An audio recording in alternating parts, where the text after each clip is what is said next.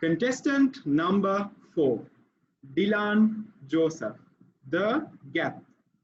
The Gap. Dylan Joseph.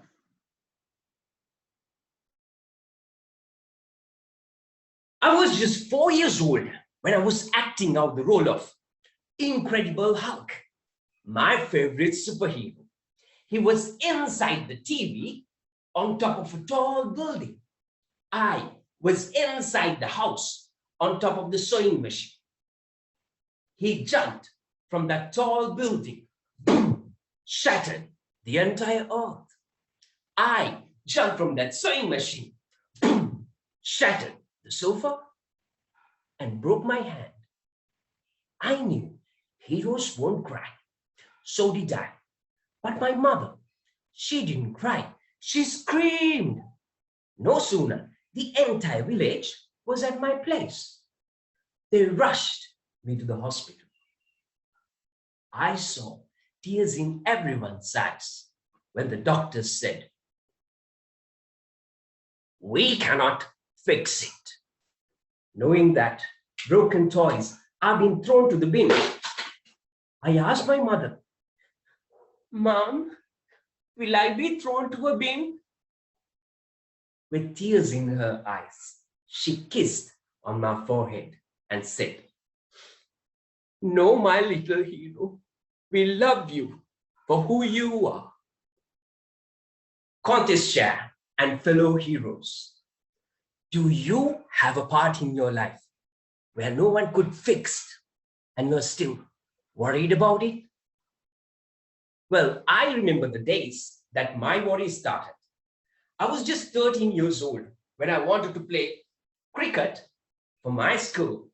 One day at cricket practices, the coach was instructing in his deep voice, "Boys, let's do some catching practices. Eyes on the ball, hands together.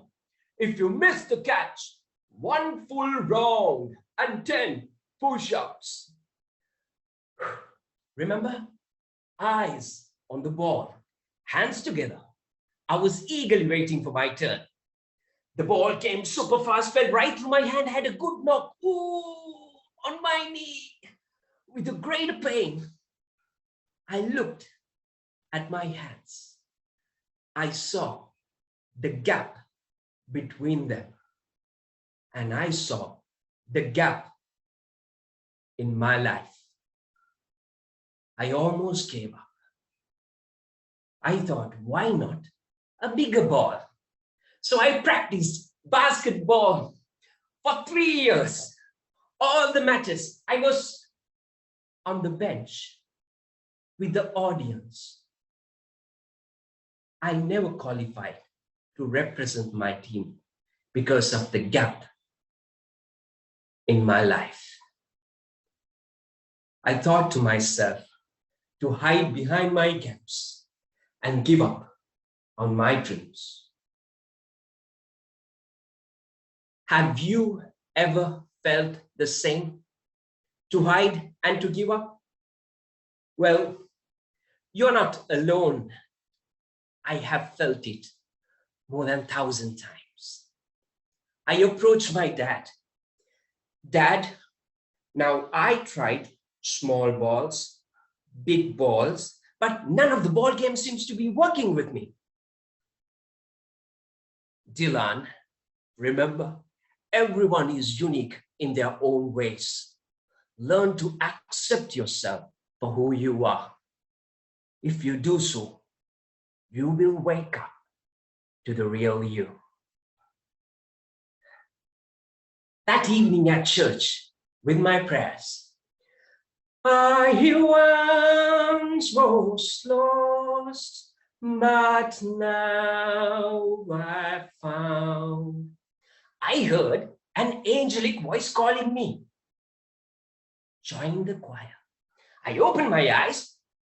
It took me a few seconds to realize the lady next to me was listening to my prayers, and she was, "Join the choir, join the choir."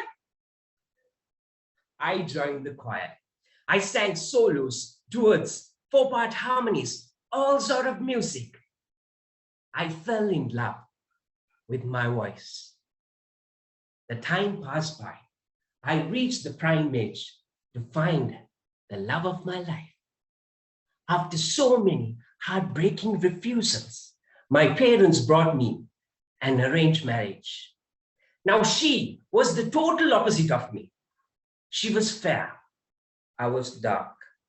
Blonde hair, black hair, beauty, and the beast, said my friends. On a dazzling night, under the bright moonlight, I went down on my knee. She said no to her single life, but yes to be my wife. Today, we are blessed with 2.5 kids. One day, I asked from her,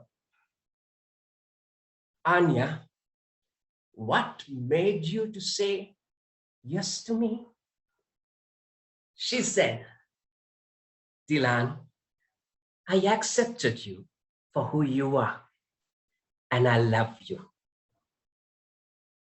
Today, not only I'm blessed with a beautiful family, and also I'm a successful banker and an entrepreneur and a manufacturer of percussion instruments, even though I cannot play them. My life taught me not to hide behind my gap, but to accept myself for who I am. How many times have you tried to hide behind your gaps without waking up to the real you? Do not limit yourself to the gaps in your life. Over to you.